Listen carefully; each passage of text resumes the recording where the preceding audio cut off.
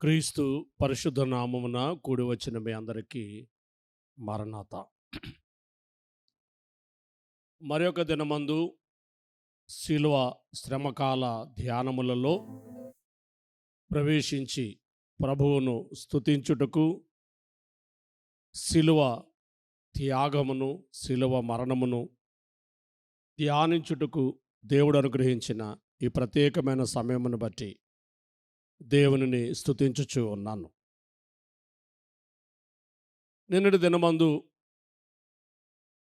పాప నియమ విమోచన శిలువను గూర్చి మా కుమారుడు శామ్యూల్ ఎబెనెజర్ బోధించినటువంటి పౌలు గారి మాటలను, పౌలు గారి ఆవేదనను, ఎలాగున మన ప్రియ ప్రభువు ఆ యొక్క పాప నియమముల నుండి విమోచన చేసినారో ఆ విమోచనను గూర్చి, విడుదలను గూర్చి మనము వినిన వారమై ఉన్నాము.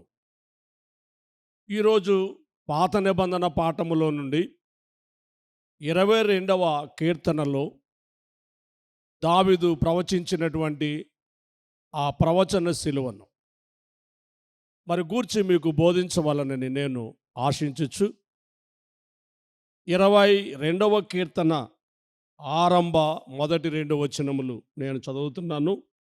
నా దేవా, నా దేవా, నీవు నన్నేల విడనాడితివి, నన్ను రక్షింపక నా ఆర్తధ్వని వినక నీవేళ దూరముగానున్నావు. నా దేవా, పగలు నేను మొర్రపెట్టుచున్నాను, రాత్రి వేళను నేను మౌనముగా ఉండట్లేదు, ఆయనను నీవు నాకు ఉత్తరమియ్యకున్నావు. ప్రభునందు ప్రియమైన వాళ్ళరా, పాత నిబంధనలో ఉండినటువంటి అనేకమైన ప్రవచనములు నూతన నిబంధనలో లేక క్రొత్త నిబంధనలో నెరవేరుట మనము చూచుచూ ఉన్నాము. యేసుక్రీస్తు ఆయన సర్వ మానవాళి కొరకు జగత్తు పునాది వేయబడక మునిపే ఏర్పరచబడిన గొర్రె పిల్ల గనుక మనందరి నిమిత్తము ఆయన బలియగుట కొరకు ఏర్పరచబడిన వారై ఉన్నారు గనుక దేవుడు ముందుగానే తన ప్రవక్తలైన వారికి ఈ సంగతిని బయలుపరిచినట్లు మనము చూచుచున్నాము. ఆదికాండం మొదలుకొని మరి చిన్న ప్రవక్తల పుస్తకాలన్నీ మనం చూచినప్పుడు, మలాకి గ్రంథం వరకు మనం చదివినప్పుడు ఆయన జన్మమును గూర్చియు, ఆయన మరణమును గూర్చియు, ఆయన పునరుత్థానమును గూర్చియు, ఆయన ఆరోహణమును గూర్చియు, ఆయన రెండవ రాకడను గూర్చియు, అలాగే తీర్పును గూర్చియు, 1000 ఏండ్ల పాలనను గూర్చియు దేవుడు ప్రవక్తలైన వారికి చూపించుచున్నారు గనుక వారు దర్శనమును చూచి ఆ సంగతులను బయలుపరిచినట్లుగా మనం చూస్తాం. 40వ కీర్తనలో మనం చూచినప్పుడు 7-8 వచనాల్లో, 40వ కీర్తన 7-8 వచనాలు మనం చూచినప్పుడు యేసు క్రీస్తును గూర్చినటువంటి మాటలు అక్కడ కనబడుచు ఉన్నవి చూడండి. అప్పుడు పుస్తకపు చొట్టలో నన్ను గూర్చి వ్రాయబడిన ప్రకారము నేను వచ్చి ఉన్నాను. దేవా, నీ చిత్తము నెరవేర్చుట నాకు సంతోషము, నీ ధర్మశాస్త్రము నా ఆంతర్యములో ఉన్నది. పుస్తకపు చుట్టలో నన్ను గూర్చి వ్రాయబడిన ప్రకారము నేను వచ్చి ఉన్నాను. పాత నిబంధనలు ఏదైతే వ్రాయబడి ఉన్నదో ఆ వ్రాయబడిన వాటిని బట్టి నేను వచ్చి ఉన్నానని యేసుక్రీస్తును గూర్చినటువంటి ప్రవచనములు దావీదు గారు రాసినట్టుగా ఇక్కడ మనము చూచుచూ ఉన్నాము.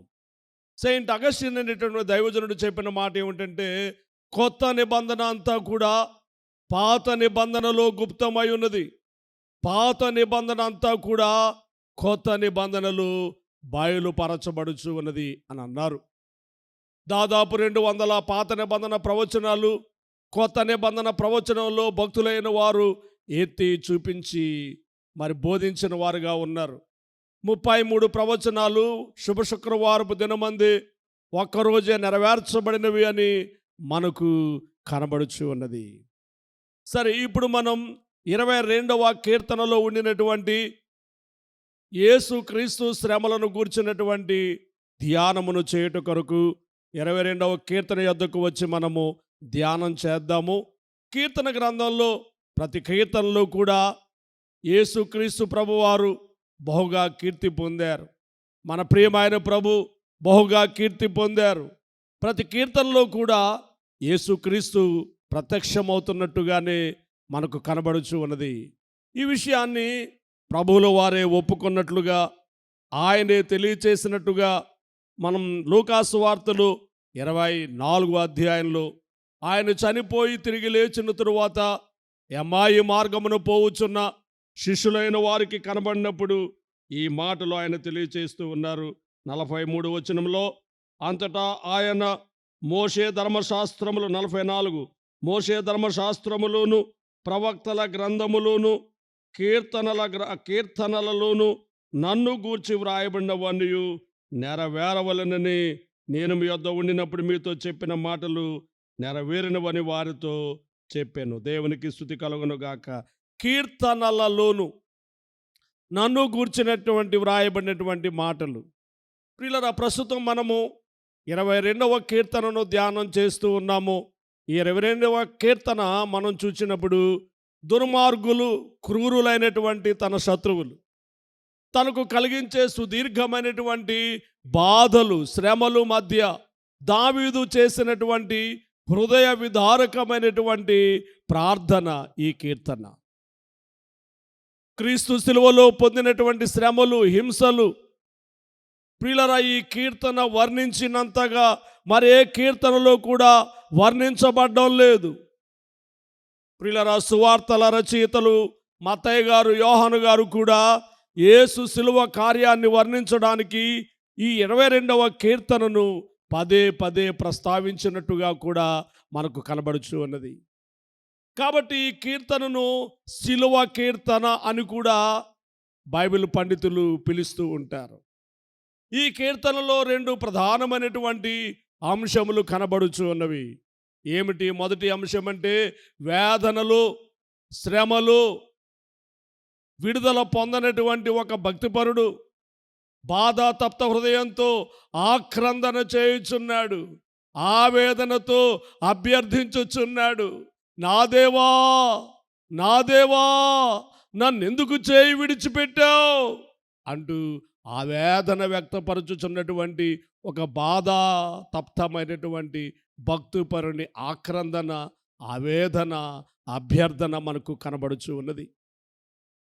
రెండవదిగా, ఇది సిలువలో యేసుక్రీస్తు అనుభవించేటటువంటి శ్రమలను ఆత్మ ద్వారా నింపబడి ప్రేరేపింపబడి ముందుగా ప్రవచించినటువంటి దావీదు యొక్క ప్రవచనములే ఈ కీర్తనలో మనకు కనబడుచు ఉన్నవి. ఏలోయి ఏలోయి లామా, ఏలోయి ఏలోయి లామా, నా దేవ నా దేవ దేవా, నన్నెలా విడనాడితివి,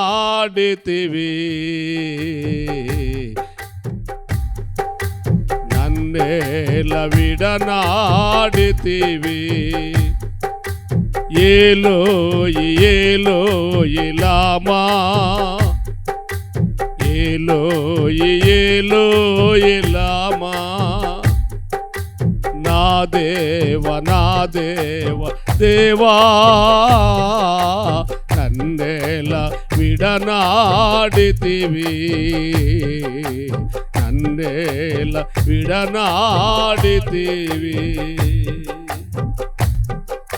రేబవలు మొరపెట్టుచుంటిన్, రాత్రిలో మౌనం బెలేదు, రేబవలు మొరపెట్టుచుంటిన్, రాత్రిలో మౌనం బెలేదు, అయినా నీ జవాబే లేదు, రక్షింప మానితి వేళ, అయినా నీ జవాబే లేదు, రక్షింప మానితివేళ ఏలోయి ఏలోయి లామా ఏలోయి ఏలోయి లామా నా దేవ దేవా నన్నేల విడనాడితివి నన్నేల విడనాడితివి నా తల్లి గర్భంబులోనే ఆధారమీ వంచు నమ్మి నా తల్లి గర్భంబులోనే ఆధారమీ వంచు నమ్మి నిన్ను నమ్మియున్నాను దేవా శ్రమ వచ్చే సాయంబురావా నిన్ను నమ్మియున్నాను దేవా శ్రమ వచ్చే సాయంబురావా ఏలోయి ఏలోయి లామా ఏలోయి ఏలోయి లామా నా దేవ దేవా నన్నేల విడనాడితివి నన్నేల విడనాడితివి. దేవునికి స్తుతి కలుగును గాక. ప్రియమైనటువంటి వాళ్ళరా గమనించండి, ఈ యొక్క 22వ కీర్తనలు శిలువ శ్రమ ప్రవచనములు. మొదటి వచనాన్ని చూసినప్పుడు నా దేవా నన్నెందుకు చేయి విడిచిపెట్టావు, నా ఆర్తధ్వని వినక నన్ను రక్షింపక నీవేళ నాకు దూరంగా ఉన్నావు, నా దేవా నేను పగల మొర పెడుతున్నాను, రాత్రి వేళ కూడా మౌనంగా ఉండటం లేదు, అయినా నీవు నాకెందుకు ఉత్తరం ఇయ్యకున్నావు అంటూ ఆ వేదన వ్యక్తపరుచుతున్నటువంటి ఓ కుమారుని గూర్చినటువంటి ఆక్రందన. ప్రియులారా, అందుకు మనం నెరవేర్పు చూచినప్పుడు మత్తయి సువార్తలో 27 అధ్యాయము 46 వచన ప్రవచనాన్ని మనం చూచినప్పుడు ఈ ప్రవచన నెరవేర్పు మనం మత్తయి సువార్త 27 అధ్యాయము 46 వచనంలో మనం చూచినప్పుడు యేసు క్రీస్తును సిలువ వేచి ఉండగా సిలువలో పలికినటువంటి ఆ యొక్క 7 మాటలలో 4వ మాటగా 27 అధ్యాయం 46 వచనంలో ఆయన మాట్లాడుతున్నాడు. ఇంచుమించు 3 గంటలప్పుడు యేసు ఏలి ఏలి లామా సబక్తానని బిగ్గరగా కేకవేశాను. ఆ మాటకు నా దేవా నన్నెందుకు చేయి విడిచితివని అర్థము. యేసు క్రీస్తు మన కొరకు భరించినటువంటి భారములన్నిటిలో ఇది భయంకరమైనది. చేతులలో కాళ్ళలో మేకులు కొట్టిన దానికంటే, తలపై ముండ్ల కిరీటము పెట్టిన దానికంటే, మనుషులు చేసే హేళన అవమానము కంటే ప్రియమైన వాళ్ళు ఇది భయంకరమైనటువంటి సంఘటన. తనకు నెలవైన వారు, స్నేహితులు, బంధువులు, శిష్యులు చేయి విడిచిన దానికంటే కూడా తన తండ్రి అయిన దేవుడు తన చేయి విడిచిపెడితే అది భయంకరమైనటువంటి నరక బాధ. ఆ ఆవేదనతో ఇప్పుడు యేసు పలుకుచున్నటువంటి పలుకులివి. నా దేవా నన్నెందుకు చేయి విడిచితివి, నన్నెందుకు చేయి విడిచితివి, ఎందుకు ఆయన విడిచిపెట్టినారు అని మనం ఆలోచన చేస్తే, యేసు మన స్థానములో ఉండి, పాపి స్థానములో ఉండి మన పక్షముగా ఆయన హింస పొందుచున్నారు. మన శాప భారమంతా ఆయన మీద మోపబడి ఉన్నది. మన పక్షముగా ఆయన ఆ నిందను అవమానమును భరించుచున్నారు గనుకనే దేవుడు ఆయనను విడిచిపెట్టినట్లుగా మనము చూచుచూ ఉన్నాము. గలతీయులకు రాసిన పత్రికలో పౌలు భక్తుని మాటలు మనం చూస్తే 3 అధ్యాయం 13వ వచనం, గలతీయులకు రాసిన పత్రిక 3:13 చూచినప్పుడు ఆత్మను గూర్చిన వాగ్దానము విశ్వాసం వలన మనకు లభించున్నట్లు అబ్రహాము పొందిన ఆశీర్వచనము క్రీస్తు యేసు ద్వారా అన్యజనులకు కలుగుటకాయ్ క్రీస్తు మన కోసము శాపమై మనల్ని ధర్మశాస్త్రం యొక్క శాపము నుండి విమోచించెను. ఇందును గూర్చి మ్రాను మీద వేలాడిన ప్రతివాడు శాపగ్రస్తుడని వ్రాయబడి ఉన్నది. ప్రియమైన వాళ్ళరా గమనించండి, యెషయా ప్రవచనాన్ని కూడా మనము చూచినప్పుడు ఈ మాటలు యెషయా ప్రవచనములో మనకు ఈ మాటలు మనకు కనబడుతున్నాయి. ఎందుకు ఆయన చేయి విడిచినాడు, ఎందుకు ఆయన చేయి విడిచినాడు అక్కడ మనకు కనబడుచు ఉన్నది. ఎందుకు అంటే యెషయా ప్రవచనంలో 53 అధ్యాయంలో మనం చూచినప్పుడు మనమందరము గొర్రెల వలె త్రోవ తప్పిపోతేమి. 53 అధ్యాయం 6వ వచనము. మనమందరము గొర్రెల వలె త్రోవ తప్పిపోతేమి, మనలో ప్రతి వాడును తనకిష్టమైన త్రోవకు తొలగెను. యెహోవా మనందరి దోషములు అతని మీద మోపెను. యెహోవా మనందరి దోషములు అతని మీద మోపెను. మనమందరము గొర్రెల వలె త్రోవ తప్పిపోయిన వారమై ఉన్నాం. మనందరి దోషములు అతని మీద మోపుటను బట్టి ఆయన అనగా యేసుక్రీస్తును తండ్రి అయిన దేవుడు చేయి విడిచి పెట్టవలసి వచ్చినది. అందుకే ఎందుకు చేయి విడిచితివి అంటే మనందరి దోషములను బట్టి ఆయనను అనగా యేసుక్రీస్తును తండ్రి అయిన దేవుడు విడిచిపెట్టవలసి వచ్చినది. ప్రియులారా, గుర్తించాలని మీకు మనవి చేస్తూ ఉన్నాను. అలాగే 22వ కీర్తనలో మరి యొక్క శ్రమ ప్రవచనము మనకు 7, 8 వచనములలో కనబడుచు ఉన్నది. నన్ను చూచు వారందరూ పెదవులు విరిచి తల ఆడించుచు నన్ను అపహసించుచున్నారు అపహాస్యములను గూర్చి. అలాగే 8వ వచనంలో యెహోవా మీద నీ భారము మోపుము, ఆయన వాని విడిపించునేమో, వాడు ఆయనకి ఇష్టడు కదా, ఆయన వాడిని తప్పించునేమో అని అందరూ. ప్రియులారా గమనించండి, అపహాస్యములను గూర్చి దోషాలను గూర్చి మనకు కనబడుచు ఉన్నది. ప్రియులారా, మరి అనగా మన ప్రభు అయినటువంటి యేసుక్రీస్తును అపహసిస్తారు అనేటటువంటి మాట ముందుగానే ప్రవక్త ప్రవచించారు. ప్రవచించిన రీతిగానే మత్తయి సువార్తలు 27వ అధ్యాయము 39వ వచనాన్ని మనం చూస్తే, ఆ మార్గమును వెళ్ళుచుండిన వారు తలలూచుచు దేవాలయమును పడగొట్టి 3 దినములలో కట్టువాడా నిన్ను నీవే రక్షించుకొనుము, నీవు దేవుని కుమారుడు అయితే శిలువ మీద నుండి దిగుమని చెప్పుచు ఆయనను దూషించరి. అలాగే శాస్త్రులను పెద్దలను ప్రధాన యాజకులను కూడా ఆయన్ను అపహసించుచు వీడు ఇతరులను రక్షించెను, తన్ను తానే రక్షించుకొనలేడు, ఇశ్రాయేలు రాజు గదా, ఇప్పుడు శిలువ మీద నుండి దిగిన యెడల వాని నమ్ముదుము, వాడు దేవుని యందు విశ్వాసముంచెను, నేను దేవుని కుమారుడిని చెప్పిన గనుక ఆయనకిష్టుడైతే ఆయన ఇప్పుడు వారిని తప్పించునని చెప్పిరి. ఆయనతో కూడా సిలువ వేయబడిన బందిపోటు దొంగలను అలాగుననే నిందించిరి.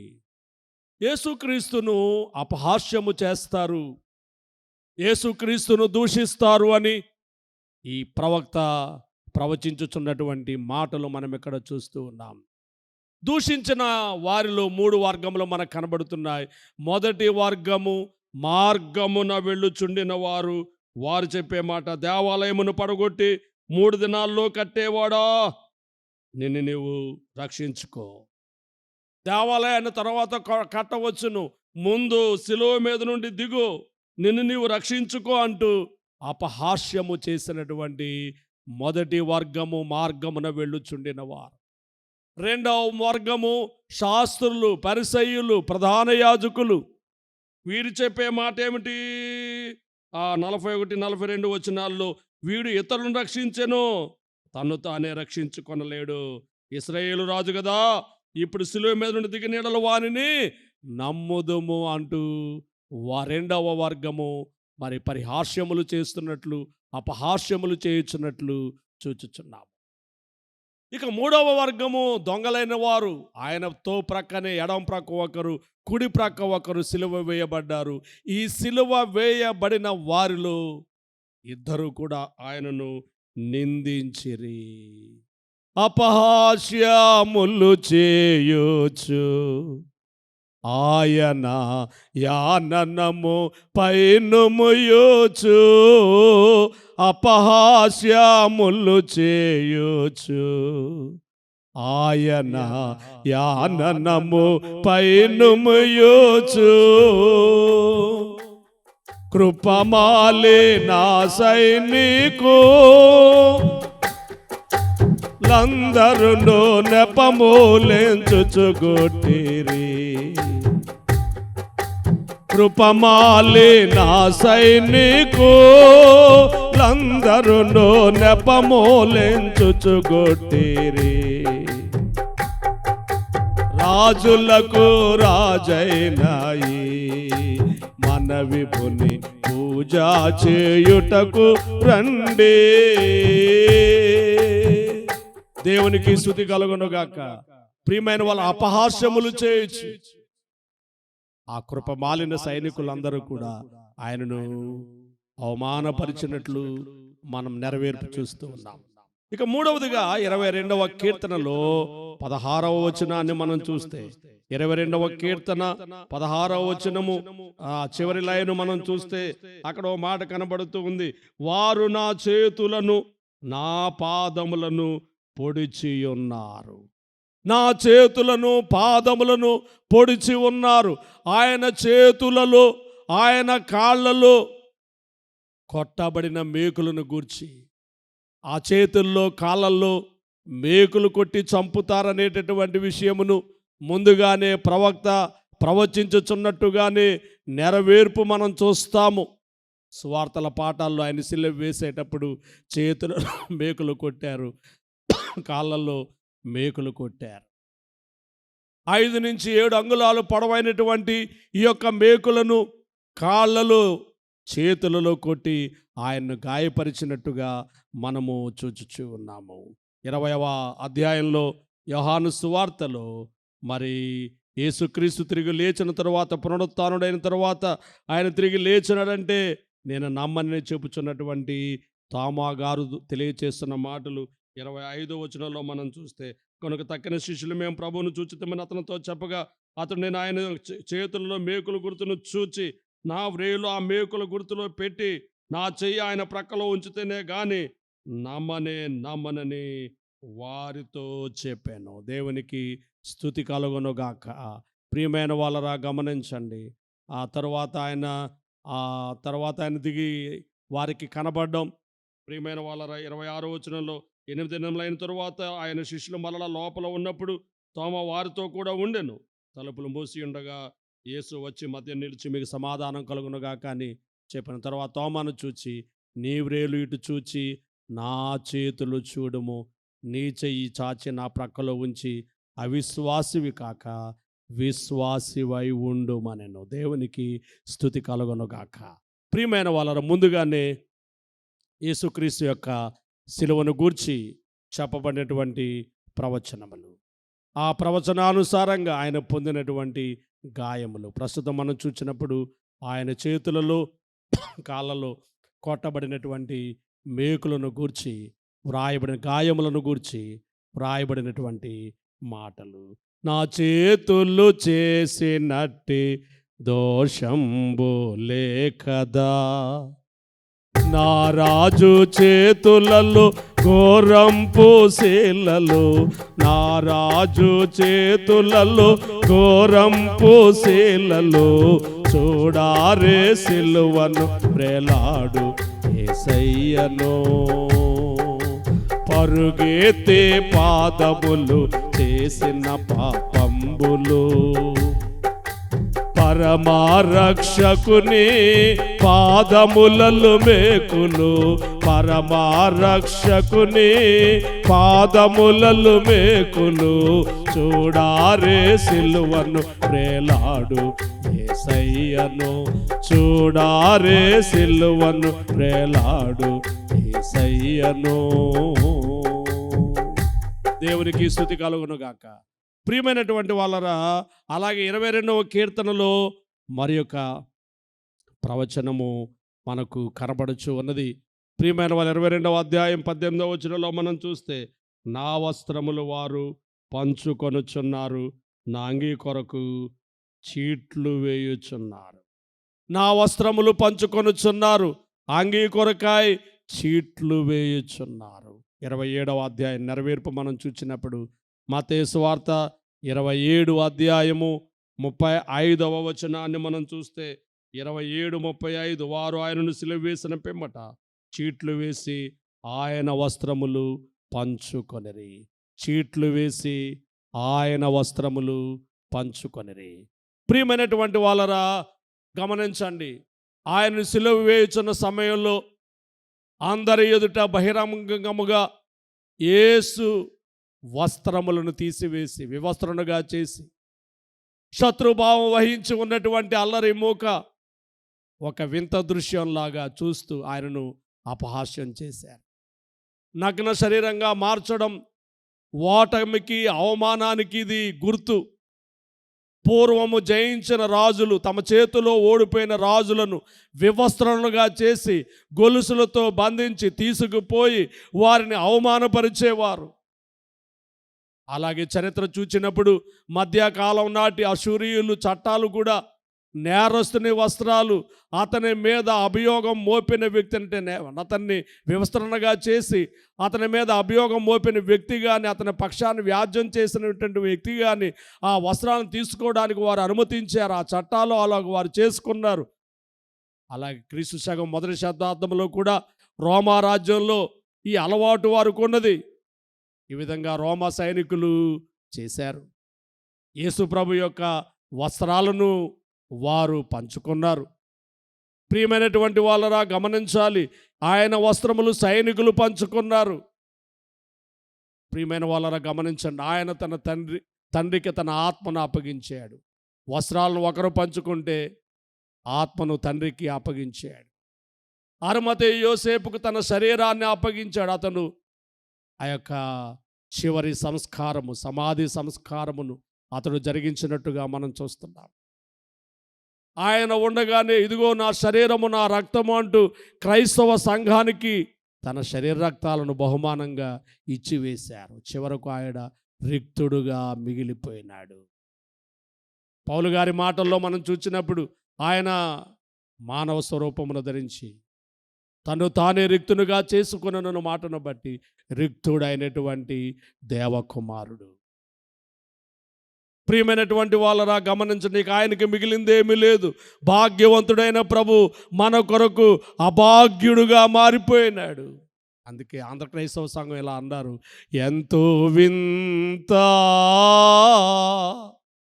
ఇది వింతైన కార్యం. ఎందుకనంటే ఎన్నో ఉన్న ఆ దేవుడు ఏమీ లేని వానిగా మిగిలిపోయాడు. కాబట్టి ఈ యొక్క వివరణ చేస్తూ వాళ్ళలా పాడుతున్నారు, ఎంతో వింత,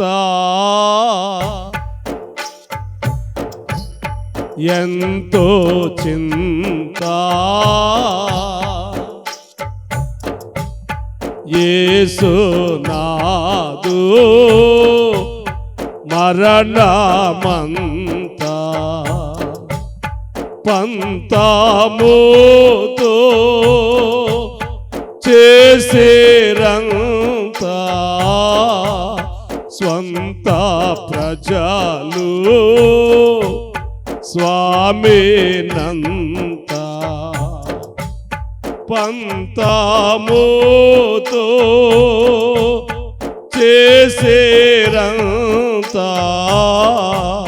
స్వంత ప్రజలు స్వామినంతా ఎంతో వింత, ఎంతో చింత, యేసు నాదు మరణమంతా. దేవునికి స్తుతి కలుగును గాక. ప్రియమైన వాళ్ళరా, గమనించండి, ఇలాగూ యేసుక్రీస్తు ప్రభు వారిని గూర్చినటువంటి శ్రమకాల ప్రవచనములు కొన్ని 22వ కీర్తనలో మనం చూస్తున్నాం. అలాగే మరికొన్ని విషయములు కల్వరి శిలువ యొద్ద ఉన్న క్రూర మృగములను గూర్చి, సింహములను గూర్చి 13వ వచనంలో, అలాగే వృషభములను గూర్చి 12వ వచనములో, కుక్కలను గూర్చి 16వ వచనంలో, వారు ఏ విధంగా గుంపు కూడి ఆవరించి బాధించుచున్నారో ఈ కీర్తనలో మనం చూస్తాము. అలాగే నేను పురుగు వంటి వాడనని తన్ను తాను ఒక పురుగుగా పూల్చుకున్నటువంటి విషయాన్ని 6వ వచనంలో మనం చూస్తాం. ప్రభు చిత్తమును బట్టి ఈ కీర్తనలో ఉన్న మరికొన్ని విషయములు రేపు మనం ధ్యానం చేద్దాం. 22వ కీర్తన మాత్రమే కాకుండా మిగిలిన కీర్తనలో కూడా కొన్ని శ్రమకాల ప్రవచనములు మరికొన్ని ఉన్నవి. ఇంకొకసారి వాటిని ధ్యానం చేద్దాం. దేవుడి మాటలు మీ హృదయములలో భద్రము చేయనోగాక. ఆమేన్. తండ్రి, నా దేవా నా దేవా నన్నెందుకు చేయి విడిచితువని ఆ వేదనతో కూడిన ఆక్రందన,